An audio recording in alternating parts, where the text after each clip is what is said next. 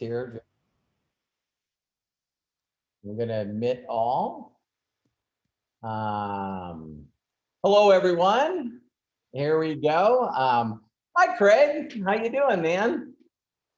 Hey, Craig, could you do me a huge personal favor and go check out and see if we're on Facebook as well? Okay, we are. Jay, I can't wait for you to meet Craig. A fellow landsman. Landsman. There we go. Look at him. That's cool.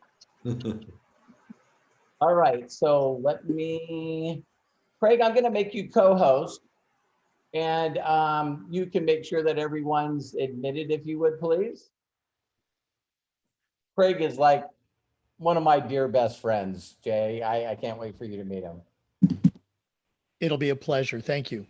Okay. Let me go here. The chat participants. Greg, this is my new haircut. Ah, it's a great haircut. Unfortunately, what came with this haircut was chemotherapy. It looks good on you, though. I mean, Thank there are some you. heads where it's not quite as good, but you got it. Craig, you're being prejudiced right now. Okay, I'm gonna allow Jay to unmute and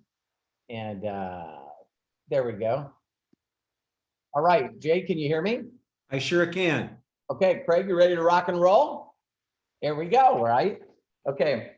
Hello, everybody. My name is Robert Hollis, and I am so jacked out of my mind to get this interview to you. For those of you that are watching this on Facebook, you can come on live and go to roberthollis.com/live. That'll allow you to jump right on this meeting live. And I haven't asked Jay if he would do this yet, but maybe he would even answer some questions at the end. We'll see how it goes. So what I want to do really first is just say to each and every one of you that I know you haven't seen me on Facebook for a while, so you know that this is serious. I got introduced to Jay from a gentleman named Ron. We'll just call him Ron. And a lot of you will figure this out later, and I'm not here to train. I'm here to interview Jay today. And but you know what? Jay and I wouldn't be working together if it wasn't for a personal relationship that me and him both had with Ron.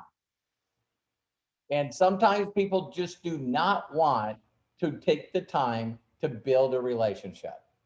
So when Ron reached out to me and said, "Hey, Robert, do you got a minute?" I said, "Yeah." And he says, "I hope you're still in network marketing." And I said, "I definitely am." And I showed him told him my story. He said, I want to introduce you to my mentor, Jay Sargent. And I was going, Jay Sargent, I haven't even heard of this guy. And then all of a sudden he starts rattling off these things that he's done, you know. I talked about him already, but one of the things, he got into the franchise industry and sold over 500 franchises. Now, if you guys want to know how to do a business, can you imagine asking people for millions of dollars for a franchise? And he didn't do one of them. He did over 500 of them. So there in his training, he put together, went to NLP, got all certified, and then put his paradigm stuff together. And now corporations all over the world are hiring him to teach their sales reps to do incredible volume. And he did over $7 million sold in his courses and books. Now, wait a minute, he's not done. And so then he got exposed to network marketing. And not only has he built groups of over 550,000, but he's done over 300 million in sales. Now, he wasn't done there. He started his own network marketing company. This guy is in the industry known as the weight loss king. And to show you how good he is, Robert Hollis has been walking his dogs for almost a mile for ever since I met this guy. And so a lot of you know me as being 300 pounds since you met me. Me meeting Jay showed me some psychology and the stuff that he knew. And so the wisdom that he has, and I even had to tell him today, I told him, I said, hey, you can't think that I'm blowing smoke up your rear, because he talks and he's like, Amazing. And so one of the things I want to leave you guys with, and before we start this interview, is that a lot of you have been very kind over the years, and you reach out to me and you call me Yoda. And you go, wow, you're just like Yoda. You got these little phrases and these little lines that just make the hugest difference. One of my best ones that I've ever heard, from his name, Jim Rowan, is, would you rather work for profits or would you rather work for wages? Jay's this kind of guy. And to show you how much I respect him, I really messed up on the name when I did my Facebook Live yesterday, but it's Encata del Gormo. And if you go research that name, N with a comma, K-A-T-A, next word is Del, capital D-E-L, next word is Gormo, G-O-R-M-O. This is Yoda's mentor.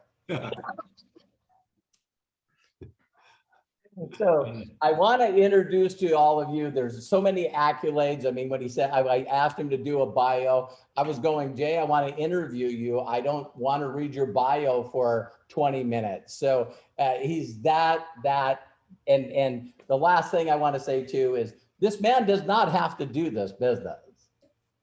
He accidentally let some stuff slip the other day of one of his homes he sold. And some of you will never make that kind of money your whole life.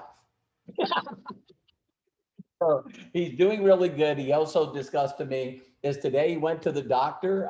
He's right now fighting cancer and he's going to win it. No doubt in my mind. He's going through chemotherapy. So a lot of you might have a bunch of excuses. And I asked him to interview him. And we talked today while he was going to his doctor's appointment to find out what his white blood cells are. So I want to first call him a friend. This guy's heart is amazing. He's already connected me with so many people and everyone jumps in because they love Jay. And so I now call him my personal friend, even though we've known each other for a week. A week. So Jay, say hi to everyone and then we'll start with the questions. Hey, it's good to see all of you. And, I built a business to some level of success while we were fighting my wife's cancer, Robert. And my wife of 28 years, who I adored, lost that battle, didn't make it to age 50. But for the entire 2 years, number one, I never let her go to sleep, Robert. One night in 2 years, she was hospitalized 2 years in 2 different hospitals, finishing up in City of Hope. But every single night, no matter what was going on, I was raising our kids and running a business, developing all of the kinds of things we all do all day long. I kissed her goodnight every night for 2 years. And so I feel that God gave me that skill and that awareness to be able to take on selling a home, getting a new home, building a new business, building a wonderful new relationship with Robert, while in fact kicking the living daylights out of this cancer. And so I speak to you today with no white blood cell count, Greg, none, virtually 0.05. So we got to fix that in the next day or two. But at the end of the day, my adrenaline to be able to share with all of you has jacked me up. And Hollis, you just can't be around this Hollis guy without being happy. I mean, that's one of his secret ingredients, happiness. Yeah. So anyway. Yeah, so Jay, thank you so much. And since you said what my superpower is, what's yours? My superpower. Well, I can only tell you that when my daughter, Kristen, who when I formed my first network marketing business in my backyard, the garage over my backyard, I had my mother and father, my kid brother, my 21-year-old daughter who had just graduated from Columbia and returned to LA from New York. That was the big 5 that launched the business. And we had one product, one little bottle of it. In fact, I usually show it. This was what made my empire. Calorad, how would you like to lose weight while you sleep? Calorad. All I had was this fakakta little bottle and, a set of guglionis. Those of you who speak Italian know what I'm getting at. And courage. And the key is that 21-year-old daughter. Let me talk about her. Her name is Kristen. When she was a little kid, I managed to put her in a very fancy schmancy private school. And when she'd go with kids after school and sit in a circle, the circle would invariably turn to, what does your daddy do? And everyone would go around the circle, and she would pray not to be first, she would tell me. But people would say, my father owns a big business, my dad or my mom is a lawyer. Everybody had some titles, everybody had degrees, everybody was a conventional powerhouse. And I said, well, what did you say, Kristen? And she said, my dad turns nothing into something. And she was only 9 years old. And so that's become our joke, our mantra, our union, she and I, turning something into nothing. And it was my great privilege, and what a blessing it was to turn her into a millionaire, because she, in fact, everyone who was at the first meeting, my brother, my mother and father, and my daughter, all became multimillionaires from the business that we decided to launch in the backyard.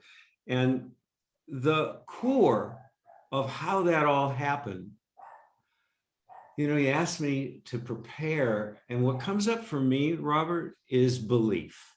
Yeah. Belief systems. Because there wasn't one moment in walking up those 14 stairs. I didn't have a credit card for the company. We didn't qualify for a year, all cash business. We didn't have a brochure. Certainly, we didn't have any internet social media tools. We didn't have anything other than Calorad. And but I never felt walking up those stairs that we were going to do anything less than build an empire. And I'm going to tell you two things that are important. Number one, God bless you if you had my parents, because my parents gave me, Joshua, that belief system. They didn't know they were giving it to me. They just were giving it to me, because my folks were high school graduates. I was the first college graduate, yay, in our family, from a very blue collar working class neighborhood in downtown Boston. Nobody owned a home. Everybody rented an apartment. But they wanted a lot. They wanted a lot. So their way to get a lot was to work their conventional job. They sold ties at a department store, and my mom sold cosmetics at a department store. But when they came home, they were building businesses. Yeah. And I'll tell you, I mean, it's just, they were always on a mission. They sold cha-cha lessons in the living room. My mom, Jewish mother, sold Chinese cooking classes in a dinky little kitchen. They turned an extra room in the house, the size of a closet, into a retail shoe store. And 2 nights a week, ladies would come over and I would go get a 7. My mom would say, quick, go get an 8. And we sold shoes. They sold paintings. They sold artwork. They sold glasswork. They went to shows and they found things that they liked and they set up tables. And you know what? Most of everything they did failed. But the lesson was, when they moved on to the next thing, they were boundlessly enthusiastic. Boundlessly enthusiastic. They never were daunted by so-called reality. And in the end, they had one glorious moment. They had me. And that one move, I guess it was a series of moves, let's hope, that move meant that they could spend the last 20 years of their life financially free, because I put them at the top and I built under them and with them, and joyfully, they were wonderful. They were a dream pair of distributors. We call them affiliates. And so that belief system that you could, that the way to glory, the way to abundance, is to not accept your station, but to keep finding things that excite you and sell them, keep selling them and moving. And of course, they didn't have the ingredient we all have, Robert, and that is building a team and creating leverage and duplication. They didn't get that, but they got the advantage of that because we spent a great time together doing it. So now I want to drill down on belief systems for a minute. Please, please. How many people are getting why I'm so fascinated with Jay? People call him Thank Coach Jay, you know? And I'm fascinated. Go. If I run out of things to question you about, we'll do another one. Well, if any of you have ever been in love, and I hope you're all in love now with a significant other, you know the difference between being in love and sustaining a successful, loving relationship and having a losing relationship is that feeling you get when you're in love, no matter that, obviously it's easy on the first date. You see someone who's attractive and you go, whoa, your heart starts to pound and you kick into that gear. But a real relationship is based on that sense that every time they walk in the room, every time you say, hey, meet me at Subway, let's have a sandwich tonight. And as they walk out of the car and you've got there a little early, you look and you go, I'm the luckiest person in the world that God gave me this angel. And if you feel that way, if that's your belief system about your relationship, then all of the crappy things that we all endure in relationships, interrupting one another, not getting the dishes clean, not straightening up the room. I mean, there are a million reasons when you live in close quarters to end up being driven crazy by another individual. On the other hand, it's all trumped by that belief, that love of that individual. And I find that those of you and those of us who have experienced success in business, we feel that way about our business. We deeply feel that way. And if you can't feel that way, don't do it. So what typically happens, and here's a little bit, Robert, of a critique of our industry. This is just Jay's point of view. I think the easiest thing to fall in love with in network marketing is the product. It's like the training wheels, learning to ride a bike. So you find a company with a product and you start drinking it or wearing it or using it, whatever you're doing with it, and you begin to believe in it. And then you believe in it a lot. And then you believe in it so much that you feel obligated. We've all heard all of this, obligated to share it. And that's like really cool. If that's the belief system that you launch with, that's really cool. Where Robert Hollis makes a big difference, and why later on I'm going to tell you why I'm here, because he's a major ingredient of it, is the harder piece is to fall madly in love with the business side of the network marketing proposition. Why? I think most people don't think they're going to make any money when they come in. Honest to God, there's a part of their brain that says, well, I'm going to give it a try. Useless conversation, internal conversation. But I think that there's a tremendous amount of residual doubt brought by most people to the equation on whether they're really going to make these big numbers, this significant amount of money.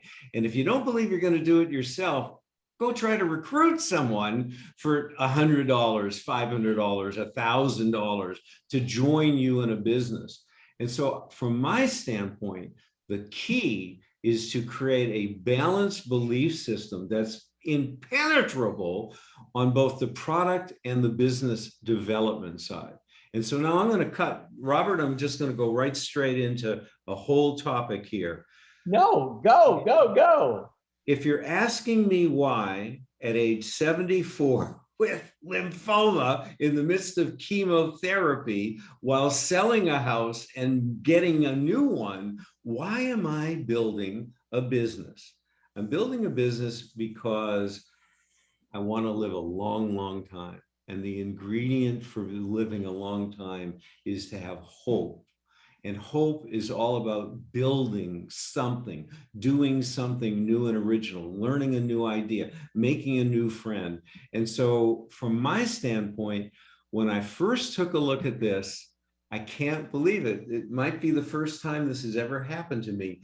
Those of you who know me and those of you who will watch this in the future on Facebook or some other kind of a feed know that I'm the product guy, Jay Sargent, the weight loss guy, the weight loss coach. I've helped people lose tens of millions of pounds of weight and in so doing, make money, yada, yada, yada, yada.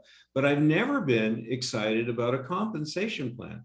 Now, you know, I was a CEO of a publicly traded network marketing company, and I went to all the DSA conferences on with other CEOs and presidents on compensation, competitive compensation. But honest to God, if I could have sent somebody else, my CFO, I would have not even gone into those meetings because it's not that interesting to me. Having money is not that interesting to me. It's important, but not my trigger, that's for sure. So the compensation plan is something I just sort of have endured. When I took a look at Hollis and MDC, my daily choice, the thing the thing that just rocked my world was the innovation in the compensation plan. Yeah. I'm always looking, when I launch something, I'm looking for the competitive edge. I am a monster competitor. If you and I, any of you and I, spit on that window, I would be rooting like a madman for my Luger to beat your Luger to the bottom. So the bottom line is, and I would kick the daylights out of my mother to get a rebound under the basket. I mean, honest to God, I am crazy competitive. And when you're building a team, you need a competitive edge. You need a disruption. You need an innovation.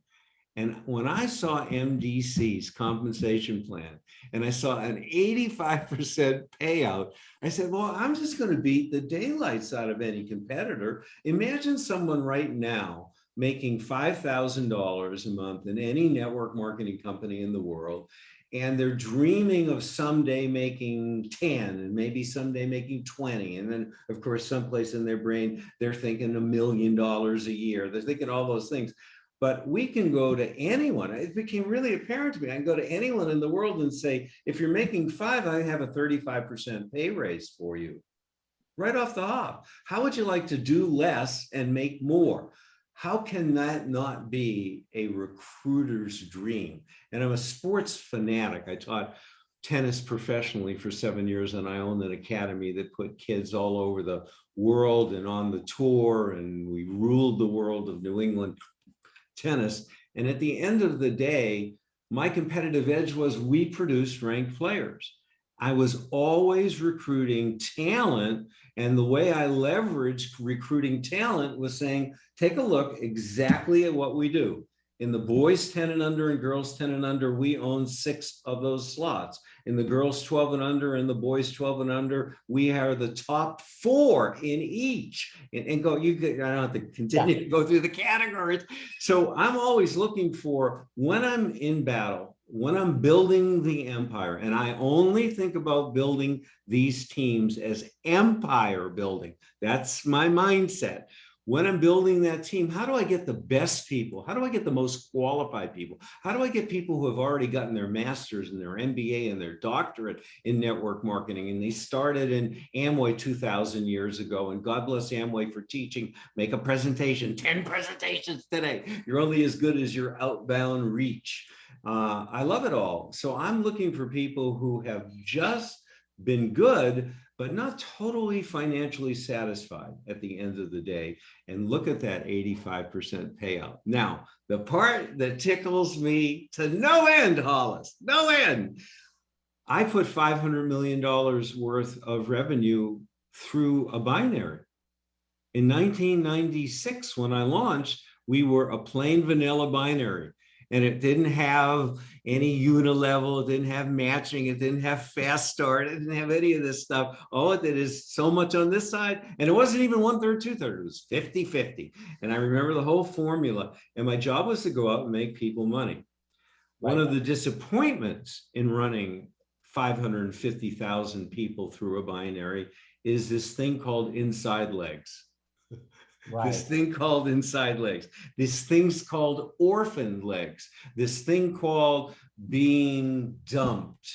There's nothing more hurtful than finding yourself Nobody above you cares if you live or die. And in a traditional binary meaning you've got to build two legs that some way, shape, and form are both productive, no matter how you lay it out. And at the end of the day, if you don't have two relatively balanced legs, you're not going to maximize the comp plan. And it creates lots of disappointment, lots of people abandoning people, and all kinds of nonsense. When I saw MDC's comp plan, I said, this is a one-legged binary. You could bring someone into this, recruit one person down one side, never do another thing, but your matching bonus, the generosity of the matching bonus program, Robert. And then when I said that, I made that intellectual observation. He goes and opens up his back office. He said, here's a person who came in, brought one amazing person, obviously one amazing person, but that's all they did. They buy a bottle of something a month to maintain their position, whatever qualifies their position. And they've now made in excess of $300,000, a one-legged abundant binary. Holy cows, I've never seen anything like it. So I just knew Josh is definitely a genius, no doubt about it. Unbelievable, unbelievable. So, you know, from my standpoint, you make money, and you make serious money by solving a problem that has been daunting for others for a long, long time. And in the comp plan, there is absolute genius.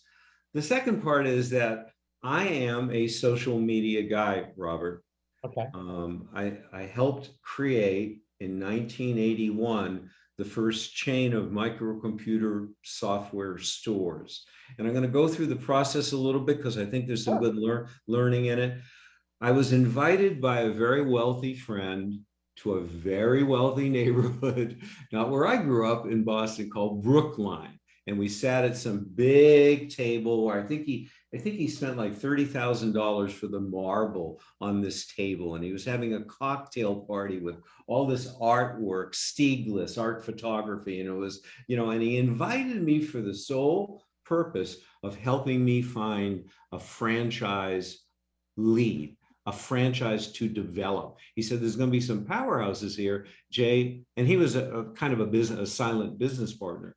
So he invites me to this fancy schmancy cocktail party, and he on purpose sits me next to the gentleman who created Lotus 1-2-3. Wow. So now I'm sitting next to this guy who's created Lotus 1-2-3. And I say to him, I'm a franchise developer. You are a maven. You are a god in this emerging software. There was only Microsoft and Lotus 1-2-3 and DBase 2. That's it. Only 3 pieces of productive software, along with a game, Pong. So anyway, I'm sitting next to this gentleman, and I say to him, you know, I own a franchise development company. In your sector, what should I be looking for? And he said, well, don't go develop another Computerland. They've already got 2,000 units. There's plenty of people selling the box. But if I were you, I'd find the best software retailer there is in the United States and put a software retail franchise right next to every Computerland, because when they buy the box, they got nothing to do. They'll walk right over and buy the software. I got that one piece of advice from that gentleman. And the next day, on my own nickel, I got 3 plane tickets. There was a software retail store in Waltham, Massachusetts. I went the very next day, looked at it, evaluated it, didn't like it. There was one in Chicago. There was one in Washington, D.C. And then there was one way over here where I currently live in Los Angeles. And I just got on an airplane and cold called those locations. I walked into the one, it was called the Program Store in Washington, D.C. And I said, I'm Jay Sargent. I'm an empire builder. I own the most successful franchise development company in the world. And I'm looking for the proper candidate because the guy who made Lotus 1-2-3 says that the next giant franchise in this sector will be a retail store. Tell me all about who you are. and tell me what your game plan is. And I went to Washington, Chicago. When I walked into the store called Software Center International on Pico Boulevard in West Los Angeles, I knew I had found the entity. Wow. And I went to the cash register. There was this gorgeous blonde surfer guy there. And I said, are you the owner? And he said, I'm a part owner. I said, oh, well, muzzle tough, congratulations. I love the place was hopping. They had sample computers. You guys remember, some of you were Commodores, Ataris, Trash 80s, and an Apple IIe. And they had all these copter heads playing stuff on those computers. And I said to the kid, have you guys considered franchising this? Because it looks like you're hopping here, man. And I've evaluated the other ones in the country, and I got to tell you, you're winning the evaluation. He said, I am not the decision maker. The decision maker, and here it comes. I'm talking about critical edge. I'm talking about competitive edge. He said, the person who owns this store and is the decision maker is George Tate of Ashton Tate, the developer of DBase 2. So one of the primary developers and OEMs of software, I knew that when I was giving the pitch, I could see it right away. I knew that when I was giving the pitch at the Fairmont Hotel on Nob Hill in San Francisco to launch it, and I had 300 copter heads in front of me, and I said, ladies and gentlemen, welcome to Software Center International, owned by George Tate of Ashton Tate, that they would all be drooling to be part of that experience. And indeed, in 18 months, we sold 154 of those from scratch. At around $250,000 to $500,000 a piece, $25,000 to $50,000 franchise fee, and the rest is history. So the bottom line is, I am always looking for a competitive edge, and I love computers. When I opened up the back office at MDC and I saw the social media tools, completely knocked me out. Now, I've developed my own social media tools, and I've looked at a lot of back offices. I'm not a virgin in any way, shape, or form, but these were very well thought out training tracks and very brilliantly thought out capture pages and landing pages, all the things I love. The minute I saw the social media, I knew, oh, this could be a big, fast build. If we can take advantage, if we can use these tools, who do I know that could connect me other than Robert? Now, Robert, I didn't know Robert. It was one day into it, 2 days into it, as I'm looking at all these treasures. I call up a partner who's now become a strategic partner of Robert and I, #1 lead generator in the history of the universe, but certainly of network marketing. And I thought, if you took a look at these social media tools, can we leverage this? Because here's my belief system.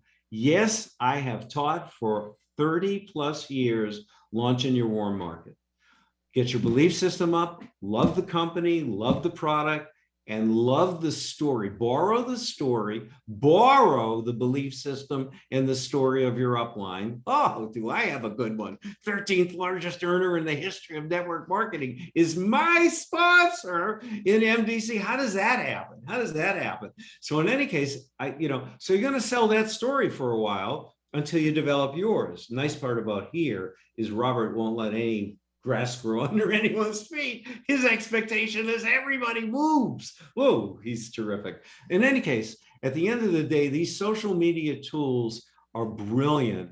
I knew that if we could animate them constantly, if we could take lead, I said many, many years ago, the company that combines warm marketing, going into your warm market, with cold marketing will own the world. And with the product line, with the comp plan, with the social media tools that we have here at MDC, I wanted to go get my buddy so that nobody would ever have to buy a lead ever. And I, at another time, Robert, I'll go into the whole theory of when you transition from warm to cold and why cold is important, an important component. But to me, I've seen it all happen, manifest. And I think it's an important piece. Yeah. So the one thing that you and I talked about too is, for those of you that, I'll just say this one thing, because this is an interview of Jay, and he's getting me so excited. Jay and I, for over 30 years each, have been trying to recruit, we'll just call him Ron. every time that we would give him something, he would tear it apart, and then he would come back and go, you know, I can't use my system with this company because it doesn't have capture pages. It doesn't have autoresponders. It doesn't have professionally done emails. It doesn't have a contact management. It doesn't have a rotator. And so he wouldn't get involved with Jay and I and anyone, and we didn't even know each other. We were both trying to hit him because he was always trying to say to himself how many things he would have to create to make this work. And so he was looking for a business for his son, Nick, and then he reached out to me, looked at the system, and just went, I don't have to create anything. But then one of the things is Ron is definitely, would you agree, Jay? He's all about the money. Yeah, for sure. He's all about the money. So when he sent me a message recently and he said, wow, I got the products and I like the products, you know, but, you know, so Jay, you know, one of the questions that I have for you is, again, when you've seen the brands and the stuff that Josh came up, I mean, I keep talking about Josh Wagel because I call him the Elon Musk of marketing. But, you know, Jay, when you looked at, you know, the brands and stuff, you know, you shared that with me. Why do you think that's important? You know, I've already confessed to the group that I'm almost 70-30 product compensation plan. And I'm being generous. This is the first time I've ever talked about a comp plan and been excited about it because I know how profoundly innovative it is. But I am a product guy and I didn't have time to investigate. I can't rub everything on my body. I can't take the CBD. I can't travel anywhere. But and I've made some good money in cryptocurrency. God bless it. I discovered it early on and have had a good experience. And I understand how powerful these things are. But what blew my mind and convinced me before I even had a product experience was honestly, Robert, your back office, because I've been trained to look at the numbers. I've been trained as a CEO of a publicly traded company, quarterlies, Q's and K's, to look at the numbers and to think about things called retention. Now, if you haven't owned a company, but some of you are big leaders and have big groups, so you certainly can relate to retention. What do you hold on to? What lives beyond the moment of earning money when some people will never be able to take enough initiative to earn any money? But is there any residual retention based on product loyalty? When Robert opened up his back office and he showed me that he had 20,000 customers and 10,000 active affiliates, what was I impressed by? I was impressed by the 20,000, because those are 20,000 people who are so attached to these brands, are accepting the merchandising and the price point and embracing the product every single month without any financial motivation. That told me that was good CBD. That told me that it was good essential oils. That told me that sprays were going to do what the sprays said they did, because you can't make up those numbers. And those numbers don't exist in other people's businesses. I've looked at everybody's back office. That's a remarkable number. Now, I don't mean to raise any negatives, but we're all, we're adults here. We all understand that every single network marketing company is under FTC, FDA, SEC scrutiny. There are attorney generals who, just like you all meet in a conference call, every Monday night, all 50 attorney generals from every single state in the United States get together and try to find fraud. And they're always looking at network marketing companies. And the number one way they bust a network marketing company is because it's all about selling to itself, selling the opportunity, not selling product to an end user. The numbers that Robert showed me told me, A, the products are brilliant, and B, this is a safe place to build. Now, I don't know what I got left at 74, but for at least the next 25 years, I plan to be with you. And I want to make sure that the company is kosher, that it's staying on the right side of the line. So now, of course, I'm not an idiot. I love that we have social media tools that are extraordinarily positioned and attractive to millennials, because millennials are going to take over this market. It's just like when you watch, I'm a bicyclist, and you watch a Peloton and you watch a breakaway, and eventually the Peloton gobbles up the breakaway. The millennials are going to beat the daylights, I pray, out of us baby boomers. And we have a company, it's got the right brands in the right categories with the right social media tools for that enormous, it's coming, baby, market. So yeah, I love that we have CBD. I love that we have crypto. I love that we have obviously everyone knows my passion. I'm going to be nutso over 365. 365 is going to mean a lot to me. Not that, by the way, I can't gain any weight. I'm losing weight, not on purpose, Greg, but you get it. Anyway, that's what I think about the brands, baby. We're in the right categories. We got the best of the best. And the proof, as you say, what do you say? Documentation beats conversation. And when I looked at the 20,000 to 10,000, I said, there's retention. That is a dream. That is an owner, a developer, a leader's dream. Those are dream numbers. Yeah. Well, Jay, I wanted to interview you because I just thought that your perspective, your view, your wisdom, looking at everything, what my relationship has done with you, Jay, is I was already a believer. I was already a believer in Josh Swagel, Jenna Swagel, to have my upline be the #1 female earner in this industry.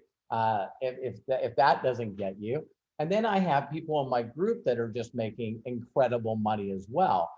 But when what happens with people, and I want you to speak with this because I know this is not going to be our first one, but the NLP mastery, the neuro linguistic programming mastery that you have on properly wording things and getting people to look at the right things.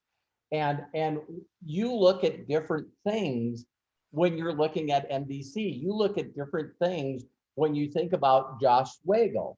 And how important, when you talked about belief, what I see happening to people is, of course, we call it, Jay, ignorance on fire. You know what I mean? You don't know enough, but you're excited. And so you learn how to promote and edify and put people in front of the system. Then what happens is you learn too much. And so now you become a product educator, a complant educator, a network marketing industry educator, a personal growth educator. You start educating all your people on stuff instead of being ignorance on fire and getting them a result. Now, you and I've only been working together for a short period of time. I love that I heard that you're going to get paid tomorrow. So some of you are trying to figure out how to make money, and Jay's doing it between chemotherapy treatments. You know what I mean? And Jay has introduced me to some incredible people, Linda being one. You can mention a couple of other ones that are just Lou and Stephanie, and they're just some incredible people. But what would you say to someone that doesn't see the value that you see in MDC? Because people want to know why I'm doing so well. I see the value of Josh Swagel and MDC more now than I did when I got in. So when people lose their thought and value, then they lose their excitement. They turn into educators.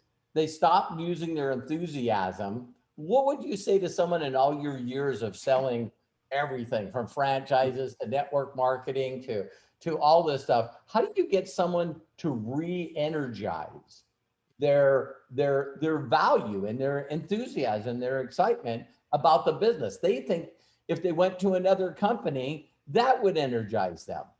Well, it does during the honeymoon phase. Mhm. And then you show up again. So Jay, speak to that.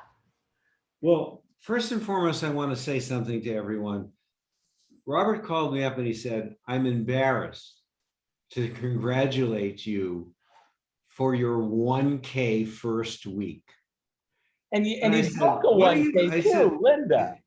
what are you embarrassed about? I am so excited to be 1K. You know, I didn't, you know, yesterday's yesterday. Today is the only day that counts.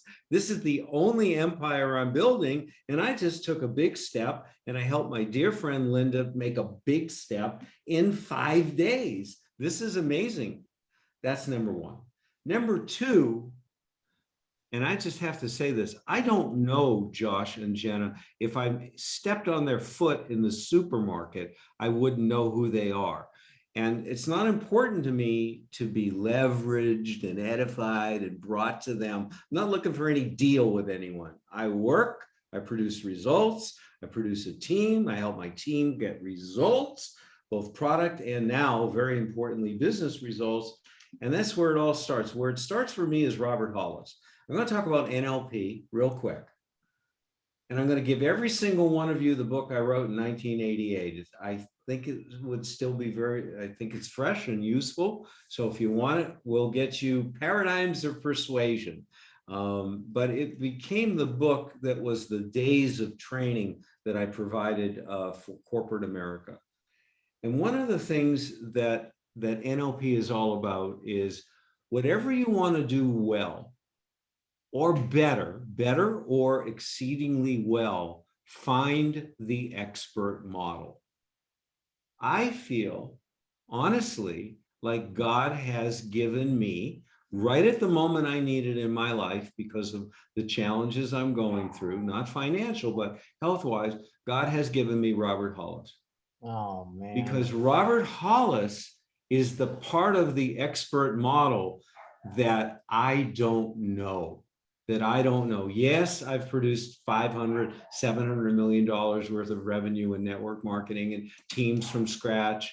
And thank God I haven't had to bounce around and do a whole lot of companies. For the most part, they've worked and I stay around for a long, long time.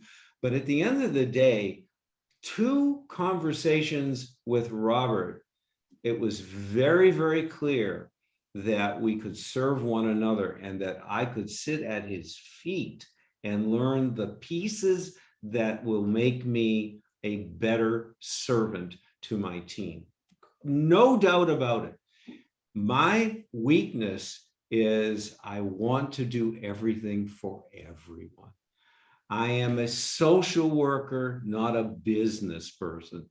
And when I talked to Robert, he said, oh, we don't do it that way, because if you do it that way, you'll be doing that for the rest of your life.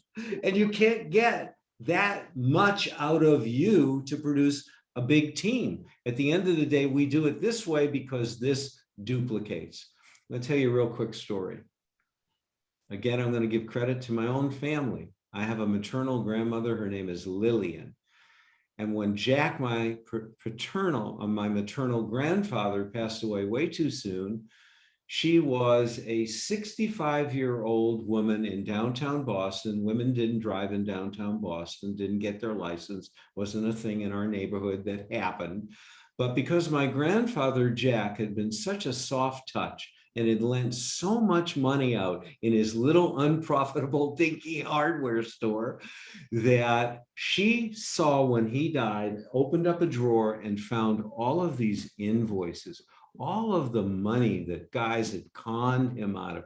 Oh, Jack, I need a bucket of nails and I'm finishing up a project. They're going to pay me. I'll pay you for it next week. I need a hammer. I need a this. I need a that. And they just never paid my grandfather. My grandmother, Lillian, went out and got a license to drive their car at age 65. And she drove all over the city of Boston and knocked on doors from those invoices. And she said, shame on you. He loved you. He helped you. This is the way you treat him. I'm the widower Jacobson. Go get a checkbook and pay me this $52.37. And at the end of the day, she transformed herself late in life to meet the challenges that were in front of her. That's part of my DNA. God bless you, Lillian. And by the way, we finally had to put her in a home, beautiful home, at age 91. And at 91, she found the love of her life, Morris, and spent 8 years having a passionate, illicit affair at the rehabilitation center. Talk about the concept we talk about, in NLP, and what I hope to teach and be part of your life is open at the top. Every day of your life, be open at the top. Be ready to accept new information. Realize that you are a sum total of your own thoughts, your own beliefs, and your own limiting beliefs. If you can attach yourself to a platform, and more importantly, to a team that you can borrow. See, I'm borrowing Robert Hollis. I'm borrowing his expertise, his energy, that leprechaun, delightful laugh of his that makes me happy every time he does it. I mean, he's a happiness machine. But I'm also borrowing his own background, because when I call someone up, I'm not going to impress someone with my $562 check, but I'm impressed by my first week. But in any case, I borrow him in every way, shape, and form. So the answer is the team has to hang together. The team, everyone's going to have disappointments.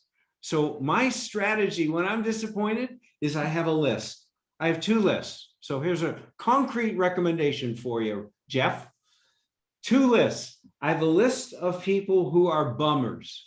No matter what I would call them up and tell them I'm doing or how successful or happy I am, they're going to find a reason that it sucks. That's my list, never to call. Then I have a list of people who, no matter what goes on, it's the day I'm diagnosed with Hodgkin's lymphoma, I call up anyone on that list and they're going to say, it's a blessing. You're going to learn something from it. You're going to beat the hell out of it. And when you come out of this, you're going to be bigger and better than ever. Oh, okay. Thank you very much. I like that. That's a list. I got that list. You build that list onto your team. And when I got to tell you, this is exactly what I do. I've been in sales my whole life. I've had all the disappointments you can possibly imagine. People going to buy something and I've already got to get a $5,000 commission because they committed to buying it. And then boom, they reverse. I call the list right away and I get jacked up by the energy of the team. It helps that in our case, it's not ephemeral. It's not transitory. It's got real depth to it. Hollis has depth. It's no mistake. When I go look up his numbers, I can't believe there are even such things. You don't continue to get to the top of the pay plan because you got lucky and got a few good people in. It's because you're a developer and you understand the science of what you're doing. He's better at this than me. I am blessed to be with him, and I'm so excited to be building a new empire with Hollis. Jay, I know we got to do this again. Would you please be a guest of ours on another interview? You got me.